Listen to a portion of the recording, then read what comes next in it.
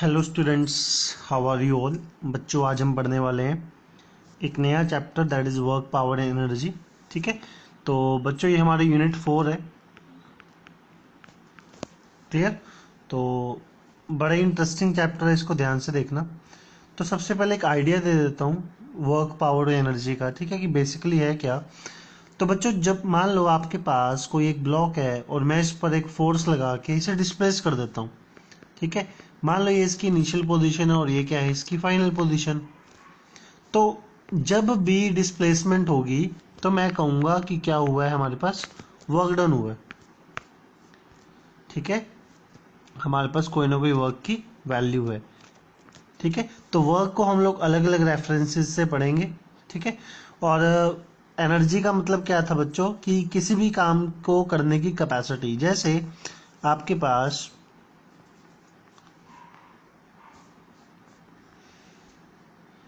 ठीक है, आपके पास दो डिवाइस हैं बच्चों, दो मशीन्स हैं।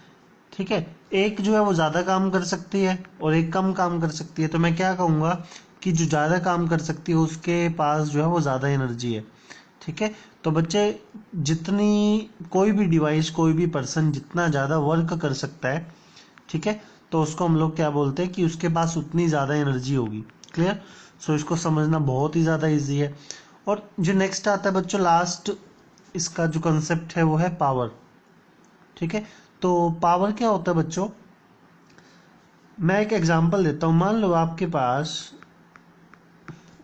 मान लो दो पर्सन्स हैं। ठीक है, ये दोनों पर्सन जो है 5-5 किलोमीटर रन करते हैं। ठीक है, पहले वाला जो पर्सन है वो भागता है मान लो 10 मिनट्स में।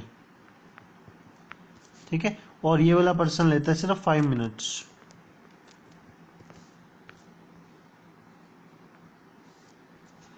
मान ले लेता है 15 मिनट्स और ये लेता है बच्चों 30 मिनट्स।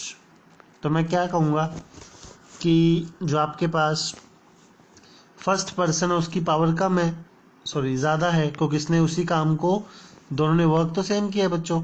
ठीक है, अब दोनों ने सेम काम को करने के लिए एक ने कम टाइम लिया और एक ने ज़्यादा टाइम लिया, तो जो कम टाइम लेगा मैं कहूँगा कि उसकी पावर ज़्यादा है। ठीक है, जैसे आपके घरों में एक वाटर पंप होता है, जो सिंपल वाटर पंप होता है, वो एक वाटर टैंक को भरने के लिए हाफ एन आवर लगा देता है।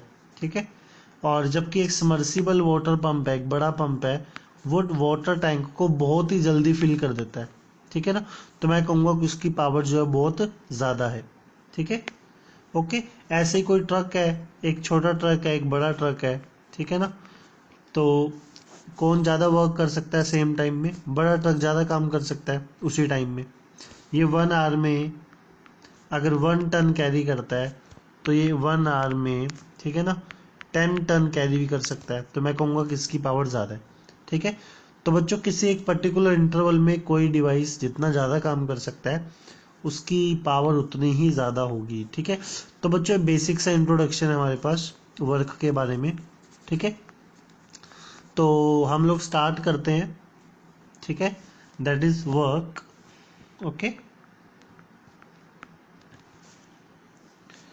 ओके बच्चों, तो जब भी हम किसी ऑब्जेक्ट पर फोर्स लगाएंगे, मान लो इस बार जो मैं फोर्स लगा रहा हूँ वो किसी एंगल पर लगा रहा हूँ।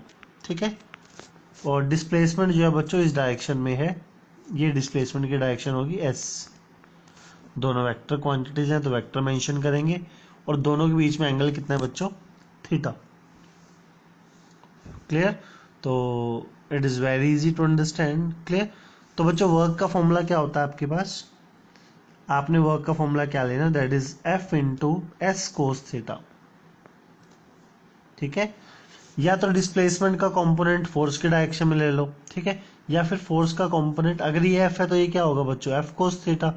तो आपने दोनों को मल्टीप्लाई कर देना है, तो फाइनली आपके पास ये फॉर्मूला आएगा F S cos theta. Clear, so this is your work done. Clear, तो बच्चों आपके पास नेक्स्ट है कि आपके पास वर्क को आप कैसे लिख सकते हो, F dot S, dot product की फॉर्म में लिखा जा सकता है वर्क। ठीक है, आपको सबको याद होगा कि जो ए डॉट बी था वेक्टर प्रोडक्ट, डॉट प्रोडक्ट में वो क्या था, ए बी कोस थीटा। ठीक है, तो बच्चों आप यहाँ इसे वेक्टर फॉर्म में भी लिख सकते हो। क्लियर, और वर्क डन जो है बच्चों एक स्केलर क्वांटिटी है। क्या है? स्केलर क्वांटिटी है जिसकी कोई डायरेक्शन नहीं होगी। हमने इस सब का ध्यान रखना है कि वर्क डन क्या है बच्चों?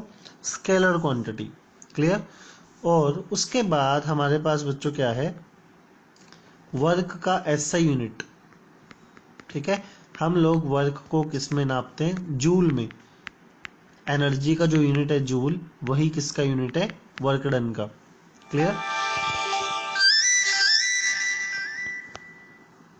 Okay students, so it is very easy to understand. Clear? So अगर मैं 1 जूल को डिफाइन करना चाहूँ, ठीक है, मैं यहाँ पे फॉर्मूला रीराइट कर लेता हूँ वर्क का। ओके, तो बच्चों वर्क का फॉर्मूला आपके पास एफ एस कोस थीटा।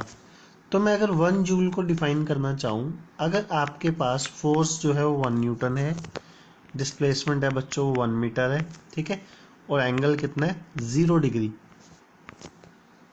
ठीक है ना, मतलब फोर्स और डिस्प्लेसमेंट सेम डायरेक्शन में है, तब आपके पास वर्क की वैल्यू क्या आएगी? 1 जूल। ठीक है, तो बच्चों फॉर्मूला से ही डेफिनेशन बनानी है आपने। क्लियर? तो लिसन, किस तरह से बनेगी डेफिनेशन? अगर मैं किसी ऑब्जेक्ट पर कितना फोर्स अप्लाई करूं? 1 न्यूटन का, और उसमें कितनी डिस्प्लेसमेंट हो? 1 मीटर की। किस डायरेक्शन में? उसी डायरेक्शन में जिस डायरेक्शन में आपने फोर्स लगाया, यानी कुछ इस तरह से। डिस्प्लेसमेंट भी सेम डायरेक्शन में। ठीक है, तो मैं कहूंगा कि वर्क डन कितना हुआ है बच्चों? 1 joule. Clear? So it is very easy to understand. Clear students? Okay, so it is a simple introduction of work.